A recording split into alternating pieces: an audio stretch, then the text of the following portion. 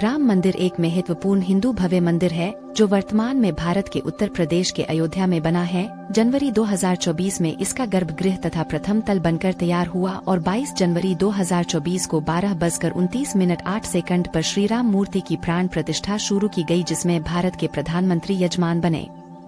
प्राण प्रतिष्ठा के लिए उत्तर प्रदेश सरकार ने 100 करोड़ रुपए राम मंदिर को दान में दिया और 500 वर्षों का इंतजार हर एक राम भक्त के लिए खत्म हुआ।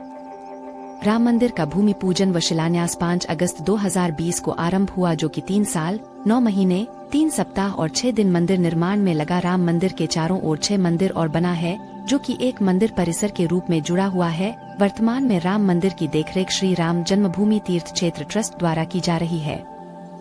यह मंदिर उस स्थान पर बना है जहां पर राम का जन्मस्थान है। पहले इस स्थान पर बाबरी मस्जिद थी, जिसका निर्माण एक मौजूदा गैर इस्लामी ढांचे को ध्वस्त करने के बाद बनाया गया था, जिसे बाद में ध्वस्त कर दिया गया। 2019 में भारत के सर्वोच्च न्यायालय ने विवादित भूमि पर फैसला सुनाया, जिसमें कहा गया कि यह भूमि हिंदुओं की है जो इस पर राम मंदिर का निर्माण शुरू कर सकते हैं।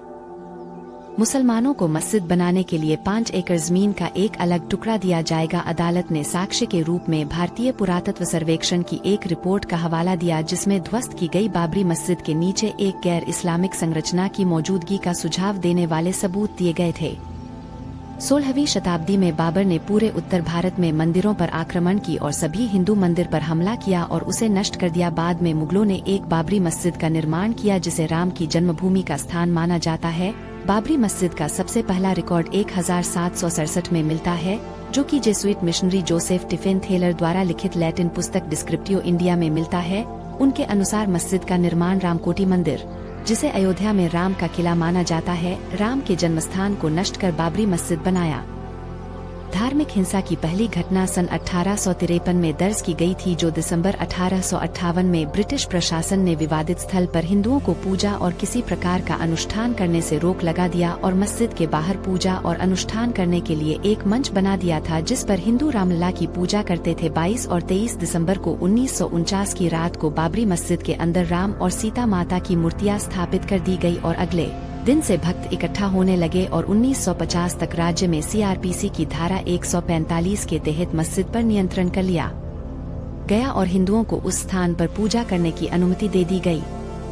1980 के दशक में हिंदू राष्ट्रवादी परिवार संघ परिवार से संबंधित विश्व हिंदू परिषद ने हिंदुओं के लिए इस स्थान को पुनः प्राप्त करने और इस स्थान पर रामलला को समर्पित एक मंदिर बनाने के लिए एक नया आंदोलन शुरू कर दिया गया। विश्व हिंदू परिषद ने जय श्री राम लिखी ईंटें और धन इकट्ठा करना शुरू कर दिया। बाद में प्रधानमंत्री राजीव गांधी के नेतृत्व वाली सरकार ने विश्व हिंदू परिषद को शिलान्यास के लिए आगे बढ़ने की अनुमति दे दी। तत्कालीन गृह मंत्री ने औपचारिक रूप से विश्व हिंदू परिषद के नेता को अनुमति दी।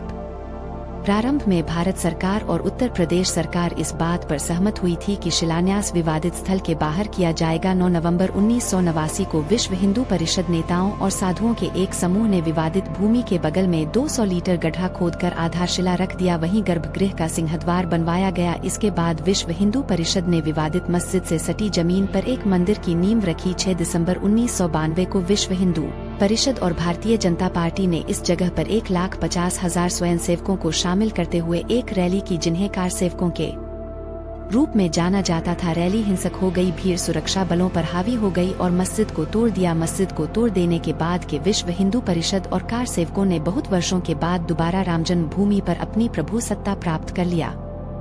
5 जुलाई 2005 को 5 आतंकवादियों ने अयोध्या में नष्ट की गई बाबरी मस्जिद के स्थान पर अस्थायी राम मंदिर पर हमला किया। केंद्रीय रिजर्व पुलिस बल ने आतंकवादियों को मार गिराया। भारतीय पुरातत्व सर्वेक्षण द्वारा 1978 और 2003 में की गई 2 पुरातात्विक खुदाई में इस बात के सबूत मिले कि साइट पर हिंदू मंदिर के अवशेष मौजूद थे। इन वर्षों में कई तरह के कानूनी विवाद हुए, जैसे कि 1993 में अयोध्या में निश्चित क्षेत्र के अधिग्रहण अधिनियम का पारित होना। 2019 में अयोध्या विवाद पर सुप्रीम कोर्ट के फैसले के बाद ही यह तय हो गया था कि विवादित जमीन राम मंदिर निर्माण के लिए भारत सरकार द्वारा गठित ट्रस्ट को सौंपी जाएगी। ट्रस्ट का गठन श्री राम जन्मभूमि तीर्थ क्षेत्र के नाम से किया गया। 5 फरवरी 2020 को भारत की संसद में यह घोषणा की गई कि भारत सरकार ने मंदिर निर्माण की योजना स्वीकार कर ली है। 2 दिन बाद 7 फरवरी को और 22 फरवरी को नई मस्जिद बनाने के लिए 5 एकड़ जमीन आवंटित की गई।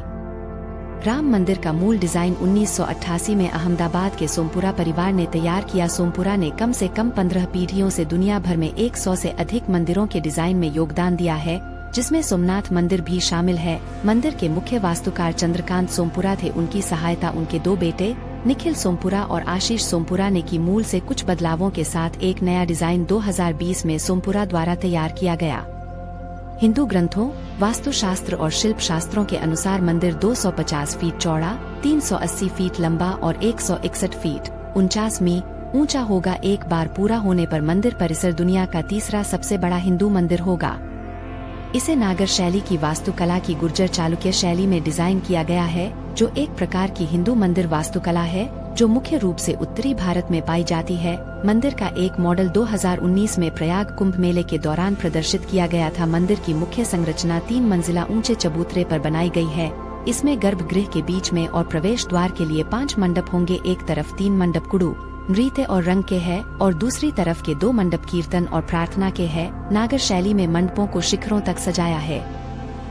राम मंदिर के इमारत में कुल 366 कॉलम है। स्तंभों में प्रत्येक में 16 मूर्तियां हैं, जिनमें शिव के अवतार, दशावतार, 64 योगिनियां और देवी सरस्वती के 12 अवतार शामिल है। सीढ़ियों की चौड़ाई 16 फीट है। विष्णु को समर्पित मंदिरों के डिजाइन के अनुसार गर्भगृह अष्टकोणीय मंदिर है। 10 एकड़ में बनाया गया है और 57 एकड़ में एक प्रार्थना कमरा, एक व्याख्यान कमरा, एक शैक्षिक सुविधा और एक संग्रहालय और एक कैफेटेरिया भी बनाया गया है। मंदिर समिति के अनुसार 70,000 से अधिक लोग इस स्थल का दौरा कर सकेंगे। लार्सन एंड टुब्रो ने मंदिर के डिजाइन और निर्माण की निःशुल्क देखरेख करने की पेशकश की और इस परियोजना का ठेकेदार बन गया केंद्रीय भवन अनुसंधान संस्थान, राष्ट्रीय भूभौतिकीय अनुसंधान संस्थान और बॉम्बे, गुवाहाटी और मद्रास IIT। मिट्टी परीक्षण, कंक्रीट और डिजाइन जैसे क्षेत्रों में सहायता किया। भारतीय अंतरिक्ष अनुसंधान संगठन इसरो ने सरयू की एक धारा की पहचान की जो मंदिर के नीचे बहती है। राजस्थान से आए 600,000 क्यूबिक फीट बलुआ पत्थर, जो कि बंसी पर्वत के पत्थरों से निर्माण कार्य पूरा किया गया है। मंदिर के निर्माण में लोहे का कोई उपयोग नहीं हुआ है और पत्थर के खंडों को जोड़ने के लिए 10,000 तांबे की प्लेटों का प्रयोग किया गया है। सांस्कृतिक रूप से भी थाईलैंड ने राम जन्मभूमि पर मिट्टी भेजकर राम मंदिर के उद्घाटन में प्यार भरा योगदान दिया, जो कि मंदिर के सम्मान के लिए थाईलैंड ने अपने 2 नदियों से जल भेजा। रामलला मंदिर के प्रमुख देवता है। रामलला की पोशाक दर्जी भागवत प्रसाद और शंकर लाल ने सिली, जो राम की मूर्ति के चौथी पीढ़ी के दर्जी है। रामलला 1989 में विवादित स्थल पर अदालती मामले में एक हकदार उम्मीदवार थे। उन्हें कानून द्वारा न्यायिक व्यक्ति माना जाता था। उनकी पैरवी विश्व हिंदू परिषद के नेता त्रिलोकी नाथ पांडे ने किया था, जिन्हें रामलला का सबसे करीबी मानवीय मित्र माना जाता था। मंदिर ट्रस्ट के अनुसार अंतिम ब्लूप्रिंट में मंदिर के मैदान में सूर्य, गणेश, शिव, दुर्गा, विष्णु और ब्रह्मा को समर्पित मंदिर शामिल है। मंदिर के गर्भगृह में रामलला की 2 मूर्तियां स्थापित की गई, एक नई मूर्ति और दूसरी जो कि उनमें से एक 5 साल पुरानी मूर्ति स्थापित की गई है। 29 दिसंबर 2023 को अयोध्या में राम मंदिर के लिए रामलला की मूर्ति का चयन और मतदान प्रक्रिया के माध्यम से किया गया। कर्नाटक के मूर्तिकार अरुण योगीराज ने रामलला की मूर्ति बनाई।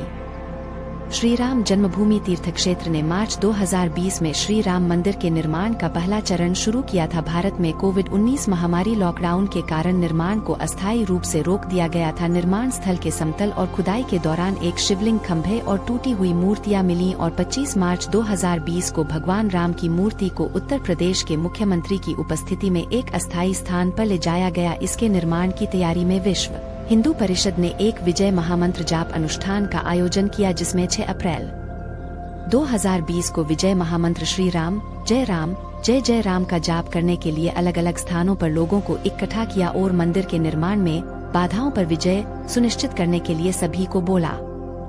मंदिर निर्माण आधिकारिक तौर पर 5 अगस्त को आधारशिला के समारोह के बाद फिर से शुरू हुआ। 3 दिवसीय वैदिक अनुष्ठानों को आधारशिला के समारोह से पहले आयोजित किया गया, जो कि भारत के प्रधानमंत्री द्वारा आधारशिला के रूप में 40 किलो चांदी की ईंट की स्थापना हुई। 4 अगस्त को रामार्चन पूजा की गई, जिसमें सभी प्रमुख देवी देवताओं को निमंत्रण दिया गया।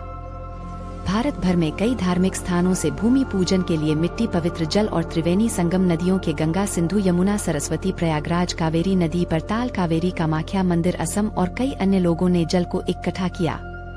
आगामी मंदिर को आशीर्वाद देने के लिए देश भर के विभिन्न हिंदू मंदिरों, गुरुद्वारों और जैन मंदिरों से मिट्टी भी भेजी गई। इनमें से कई पाकिस्तान में स्थित शारदा पीठ थी। मिट्टी को 4 धाम के 4 तीर्थ स्थानों के रूप में भी भेजा गया था। संयुक्त राज्य अमेरिका, कनाडा और कैरिबियन द्वीपों के मंदिरों ने इस अवसर को मनाने के लिए एक आभासी सेवा का आयोजन किया और टाइम्स स्क्वायर पर भगवान राम की छवि दिखाने की योजना भी बनाई गई।